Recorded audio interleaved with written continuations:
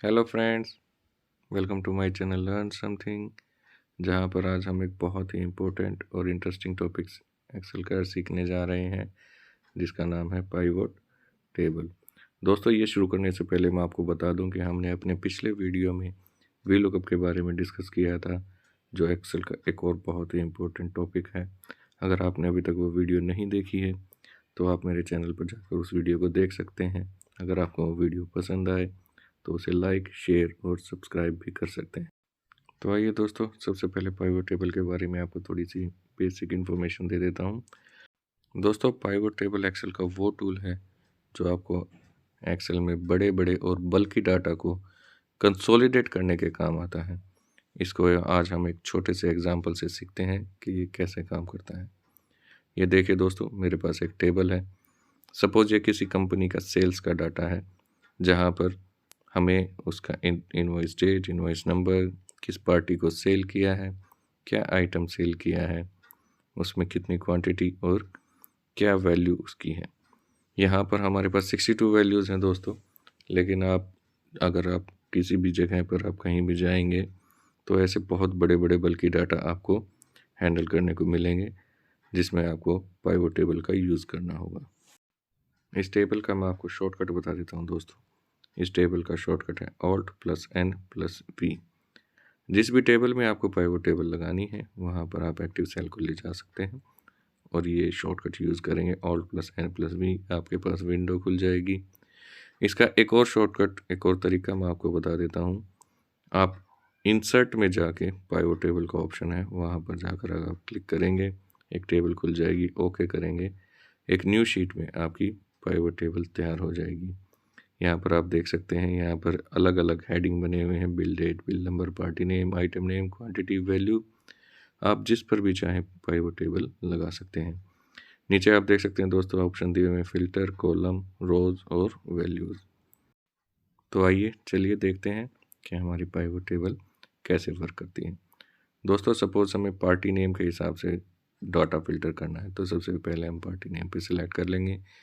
यहाँ पर देखिए दोस्तों, जैसे ही मैं टोटल क्वांटिटी और वैल्यू पे सिलेक्ट करूँगा तो ABC लिमिटेड ने जितनी भी सेल पूरे ड्यूरिंग द टेबल, जो भी हमारे पीरियड सेलेक्ट किया हुआ है हमने, जितनी भी सेल की होगी वो सारी की सारी इसमें कंसोलिडेट होकर आ जाएगी। जैसे 5000 पीसेस सेल किए हैं, 75,000 रुपीज़ से सेल किए हैं। सेम हर एक कंपनी का आप देख सकते हैं, हर एक कंपनी का लिस्ट ड्रॉप डाउन इसमें आ गई है और सबका डाटा इसमें आ गया है। अगर आप चाहते हैं कि मुझे आइटम वाइज सेल भी मिल जाए तो आप आइटम वाइज इसको, जैसे ही आइटम को सिलेक्ट करेंगे, हमें आइटम वाइज हर एक पार्टी की अलग अलग, जिसने भी जो आइटम जितने भी सेल किए हैं वो यहाँ पर कंसोलिडेट होकर मिल गए हैं। अगर आप चाहते हैं कि मुझे ऐसे ग्रुपिंग में न मिल के इसको कॉलम्स में मुझे मिले तो आपको वो भी मिल जाएंगे दोस्तों। इसको मैं एक फील्ड हटा के दोबारा से दिखा देता हूँ। ये देखिए, आपके कॉलम बन गए हैं। Books, copy, eraser, pen, pencil, sketch colour, इन सब के आपके कॉलम बन गए हैं। अब जैसे ही आप इसमें क्वांटिटी और वैल्यू सेलेक्ट करेंगे तो आपको कॉलम वाइज ये पता चल जाएगा कि बुक्स की कितनी क्वांटिटी सेल हुई है और उस क्वांटिटी की वैल्यू क्या थी। एक बार फिर से आपको दिखा देता हूँ दोस्तों। आप पार्टी नेम सेलेक्ट करेंगे, फिर आइटम, फिर क्वांटिटी।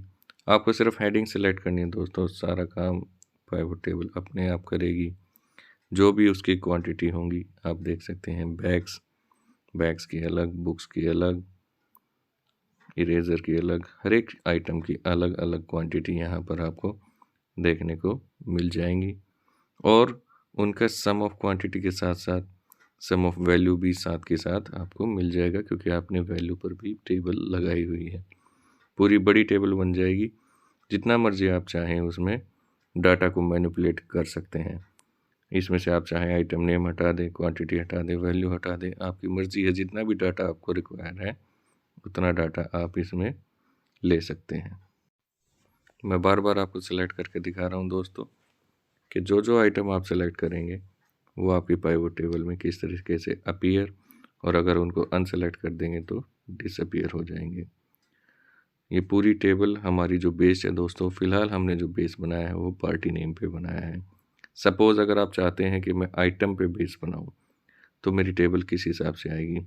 बहुत ईजी है दोस्तों। सबसे पहले आप आइटम नेम को सेलेक्ट कर लीजिए, फिर जो हमारे पार्टी नेम है उसको आप सेलेक्ट कर लीजिए, और उसके बाद क्वांटिटी और वैल्यू। तो आपको ये पता चल जाएगा कि जो बैग्स हैं वो हमने किस कंपनी को कितने भेजे हैं, जो हमारे बुक्स हैं वो हमने किस कंपनी को कितने भेजे हैं, उनकी क्या वैल्यू थी।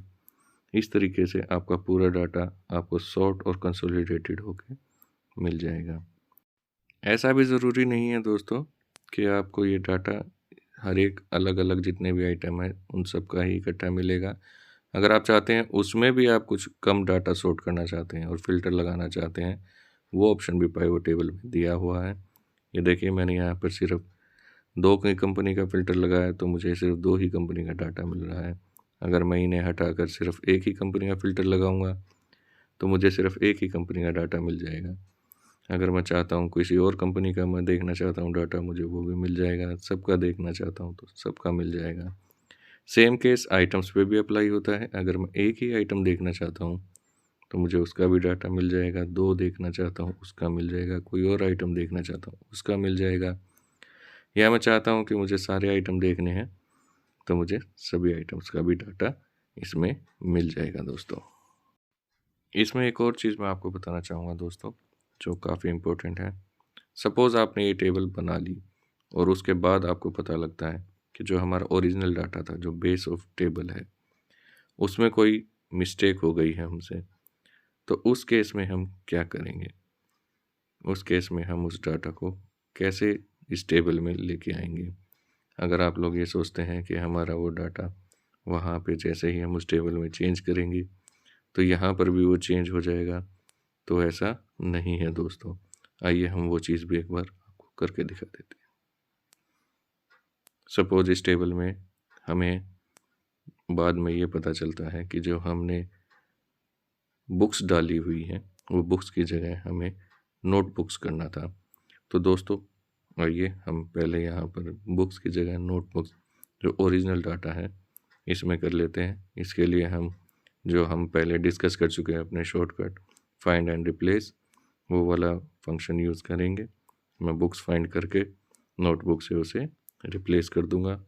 तो मेरी जितनी भी बुक्स हैं वो सब की सब नोटबुक्स में कन्वर्ट। अब क्योंकि दोस्तों हमारी जो पाइवट टेबल है वो हमारे इसी डाटा पे बेस है, तो क्या वहाँ पर बुक्स की जगह नोटबुक्स हुआ? नहीं दोस्तों, ऐसा नहीं होगा। इसके लिए हमें एक छोटा सा काम और करना पड़ेगा इसमें, ताकि जो हमारी यहाँ पर बुक्स हैं वो नोटबुक्स में हो जाए। राइट क्लिक करके दोस्तों रिफ़्रेश कर दीजिएगा, वो हमारे ऑटोमेटिकली जो डाटा है वो रिफ़्रेश हो जाएगा।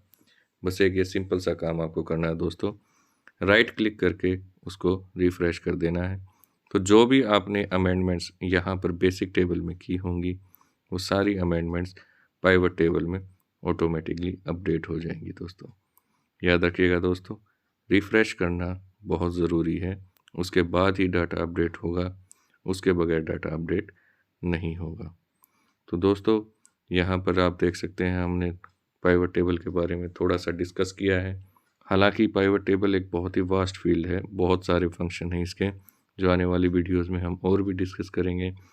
लेकिन किसी भी बेसिक स्टार्टिंग के लिए ये मैंने आपको पाइवट टेबल समझाया है। आप इसकी प्रैक्टिस कीजिए। अगर आपको इसमें कोई भी क्वेरी आती है आप मुझे कमेंट्स करके ज़रूर पूछिएगा। तब तक के लिए दोस्तों टाटा, बाय बाय।